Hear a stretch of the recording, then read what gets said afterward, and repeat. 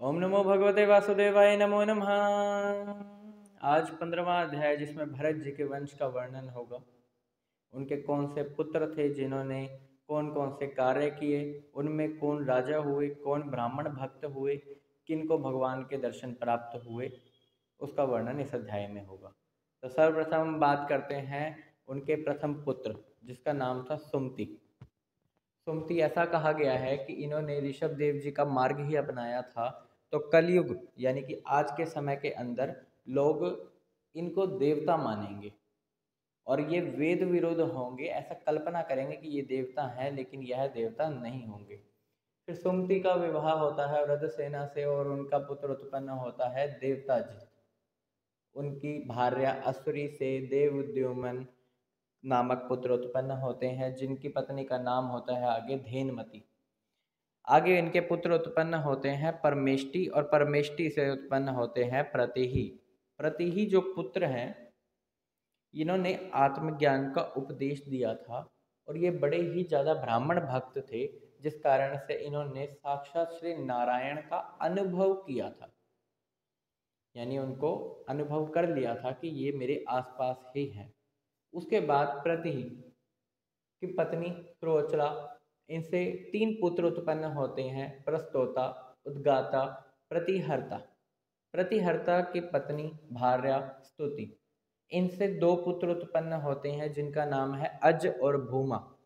भूमा की पत्नी होती है ऋषि कुल्या जिससे उद्गित। उद्गित की देवकुल्या के गर्भ से प्रस्ताव। प्रस्ताव की नियुत्सा के गर्भ से विभु। विभु की रति के गर्भ से पृथुक्षेण। पृथुक्षेण की आकुति के गर्भ से नक्त और नक्त और द्रुति के संगम से राजश्री प्रवर्गय। यह बहुत ही बड़े राजा हैं। इतिहास इस बात का गवाह मानता है कि यह जो राजा हैं इनके बराबरी के राजा ना आज तक हुए हैं ना कभी होंगे। यानी कि वेदों के अंदर ऐसी बात यदि लिखी हुई है, भागवत महापुराण में ऐसी बात लिखी हुई है कि यह राजा तुम मानो साक्षात भगवान विष्णु के अंश ही माने जाते थे, क्योंकि इनका ब्राह्मणों के प्रति अनन्य भाव था, भगवान के प्रति अनन्य भक्ति इन्होंने की थी, सभी का मान सम्मान करते थे, प्रजा का पूर्णतः बहुत ही अच्छे से इन्होंने शासन किया। यहाँ तक कि जो नदियाँ हैं, गंगा आदि नदियाँ, इतनी महान और पवित्र नदियाँ जो कि श्री हरि के चरणों से निकली हैं, उन नदियों ने भी इनका अभिषेक किया था, वो भी प्रसन्नतापूर्वक। कई स्त्रियों ने वसुंधरा नाम की एक स्त्री थी, उसने भी इनकी इच्छा ना होने पर भी अपना अन्न दान सब कुछ अपना दान कर दिया था। मणि, अन्न जो भी इनको गरीबों में बांटना था, सिर्फ इनको प्रसन्न करने के लिए उन्होंने दान कर दिया था। यहाँ तक यह ही नहीं, मनुष्य ही नहीं, इनसे तो भगवान भी तृप्त हो गए थे। इंद्र इनकी सभा में तृप्त हो गए थे, उन्मत्त हो गए थे, जिसकी वजह से सारे मनुष्य फिर तृप्त हो गए और इनका बहुत ही नाम हुआ था और इनको भगवान विष्णु का अंश माना जाता है।